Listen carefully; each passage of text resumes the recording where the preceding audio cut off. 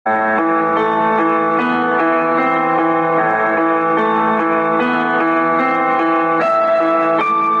ginintuang kasaysayan.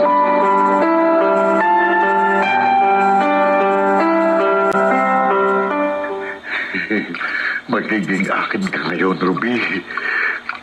Buksan ko na itong pintuan. May tao. Ibar! Rete, buksan niyo itong pinto, bilis! Bisit. Dumating si Delia. Ano ba? Buksan niyo itong pinto, bilis! Ang sakit na ng tiyan ko! Nariyan na, Delia! Bilis! Nakakainis.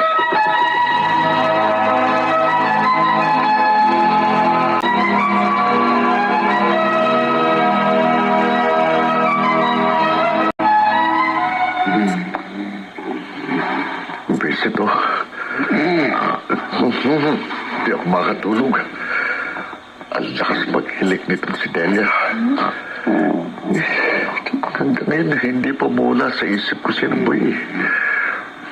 Sayang talagang pagkakataon ng kanina. Kung bakit naman kasi hindi pa natuloy yung lalakarin na apat ni Delia. Sumakit pang tiyan. Kaya umuwi ka agad. At tama. Total naman, maimbingan tulog nitong si Delia. Pupuntahan ko si Ruby. Tama, babagod ako. Wala ka? Bababae ka pala? Ako, Ha? bakit siya nagsalita? Gising bang babaeng ito o nananaginip? Walang ka, diba? Walang ka. Umiyak pa. Walang ka. Hindi ko na nga lang pupuntahan si Ruby. Baka sumabit pa ako. Ano pang igaganti mo sa akin? Okay, ito naman. Napagmamahal ko sa'yo. Nagsalita naman. Oh.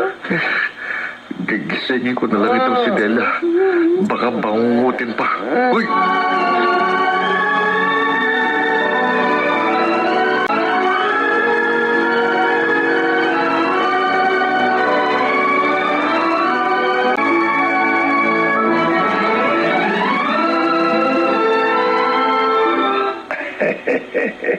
Maayos na ang lahat, Mayor Ramo. Hindi ka nga napaghinalaan sa media man na pinatumba mo eh. Very good. Maayos magtrabaho ang inutusan. Iyon naman talaga kinaasahan ko, imo. Mayor Ramo, malapit na naman ang eleksyon dito. Wala na ba kayong balak na bumalik sa politika? Hindi na muna. Marami naman akong pera. Kaya mag-i-enjoy na muna ako dito. Si Sapphire po, kumusta na? Iyon ang isa pang dahilan. Kaya ayaw ko munang umuwi dyan. Dahil hindi pa rin siya magaling. Kahit nalubhasa na ang mga gumagamot sa kanya, Mayor Ramo? Oo. Wawa naman siya. Ilang taon na pala siyang wala sa katinoan.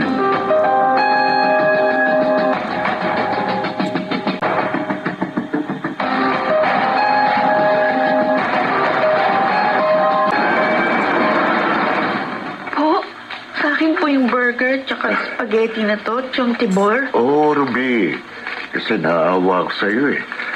Madalas wala kang ulam. Kaya naisip ko, ibili ka ng mga yan. Salamat po, Chong. Pero huwag mo sasabihin sa tiyangdelya mo, ha? Ha? Na ibinili kita niyan, ha? Para hindi niya ako awayin. Opo. O sige na. Sa kwarto mo na lang yung kainin. Para hindi ka makita ng Delia pagpasok na dito. Opo, sige na, Chong. dali. Opo, salamat po uli. Paamuhin kita, Ruby, na madali kong magawa ang gusto ko sa'yo.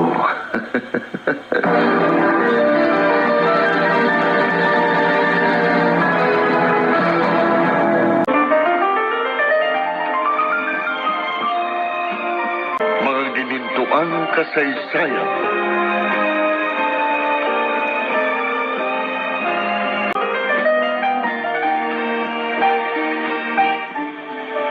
Totoo. Opo. Mabait na sa'yo si Tibor, Ruby. Opo, Mang Fabian. Madalas nga po niya akong bigyan ng pagkain pag uwi ko galing kina Aling Nelda. Kaya nakakakain na po ako ng maayos ngayon. Ba, mabuti naman kung totoo nga nagbago na siya. Bakit po? Nagdududa po ba kayo? Malay naman natin, baka niliwanag na po ng Diyos yung isip ni Chong. Sana nga totoo yun, Robe. Nang maging masaya ka naman. Siya nga pala, kami magpapaalam sa'yo ni Aling Lilay mo. Pagpapaalam? Bakit po? Saan kayo pupunta? Doon na kami titira sa Tanay. Sa isang anak namin. Tanay? Malayo po ba yan dito? Oo Hindi ko na pala kayo makikita ni Aling Lilay. Huwag kang malungkot. Hayaan mo, pag may pagkakataon, dadalawin ka namin dito. Kailan po ang alis niyo? Sa Makalawa na. Oh? Mag-iingat ka lagi, ha? At tandaan mo, kahit ano pang maranasan mo sa buhay, huwag mong kalilimutang lumapit sa Diyos. Dahil siya ang tunay na makatutulong sa iyo.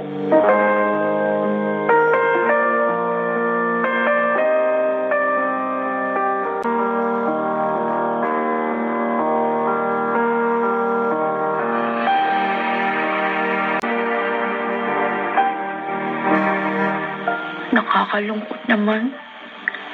Aalis na si Mang Fabian at Aling Lilay. Kaibigan naman ang mawawala sa akin ngayon. Sila pa naman yung madalas kong mapagsabihan ng mga problema ko. Pero, aalis na rin sila. Kailan kaya ako magkakaroon ng kasama na hindi mawawala sa akin? Ruby? Ruby? Si Chong Tepor, tinatawag ako. Nandiyan na po, Chong.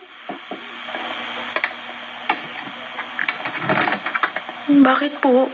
May uutos kayo? Wala. Ibibigay ko lang itong kanin at fried chicken sa'yo. Ito, kanin mo yan, ha? Wala na namang ulam na itinara sa'yo si Dele. Salamat po, Chong. Sige. Ang cute mo talaga. Sige, diyan ka na, ha? Pinisil niya yung pisngi ko. Ngayon lang niya ginawa sa akin ito, Bakit kaya?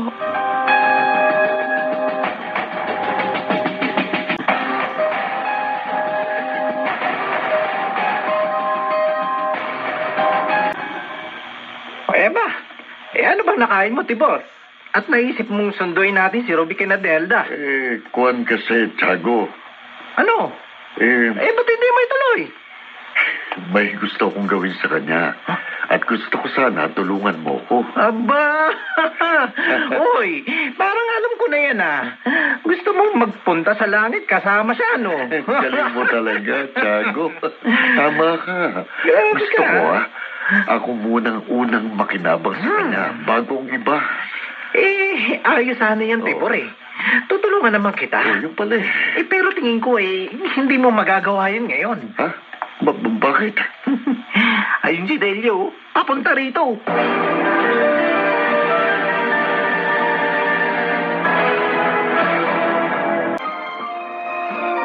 Mga ginintuang kasaysayan.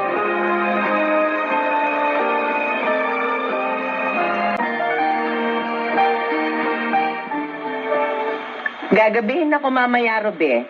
Kaya pag uwi mo dito mamaya, ikaw na magpakain sa Chong Tibor mo, ha? Hoy, Opo. naririnig mo ako? Opo, Chong. Ayoko malalamang naglalakwatsa ka at hindi umuwi agad. Tatamaan ka sa akin. Hindi naman po ako naglayakwat. Ang gagang to, nangangatwiran pa. Sundin mo na lang ang sinasabi ko. Huwag ka na marami pang daldal.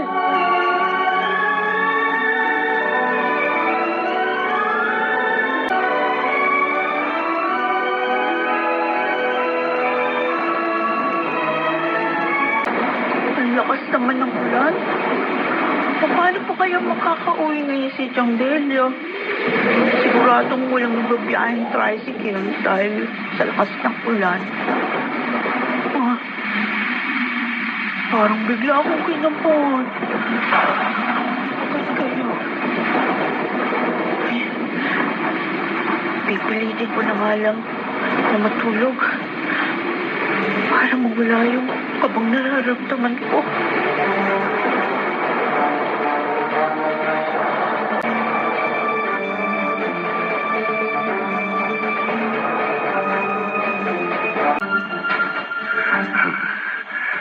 Narito na ako sa tabi ni Ruby. Tulog na tulog siya. Walang kamalay-malay na narito na ako. At naitaas ko na nga yung damit. Ang puti-puti mo talaga, Ruby. Ang kinis mo. Uy, napakasariwang kimasin. Oops. Tibor? Bakit kaya narito? Bakit? Sasama kitang matulong dito para hindi ka nag-iisa. Hindi po. Ha? Huwag na po. Kaya ko naman pong mag-isa dito. Ako ayokong mag-isa eh. Tiyo. Gusto ko makasama ka. Tiyo, bitiwan niyo ako. Dali. Huwag po. Tumangkin niyo ako. Hindi. Huwag. Hindi kita kamag-anak. Si Hustang tiyahin mo at patay na siya. Kaya magagawa ko ngayon lahat ng gusto kong gawin sa'yo. Huwag po, Tiyo. Para niyo na ako. Ano ba? Tigil mo yung buhanga mo. Eto, nakakita mo ito? Ha? Ha? Kutsilyo. Kutsilyo ba? Inihanda ko talaga ito para sa ganitong pagkakataon. Isasaksa ko ito sa'yo kapag hindi mo ako pinagpigyan. Tibor. Pero kung magpapakabait ka sa akin, ha? Pagiging mabait din ako sa'yo. Huwag po, ayoko. Tumahimik ka na. Wala ka na magagawa.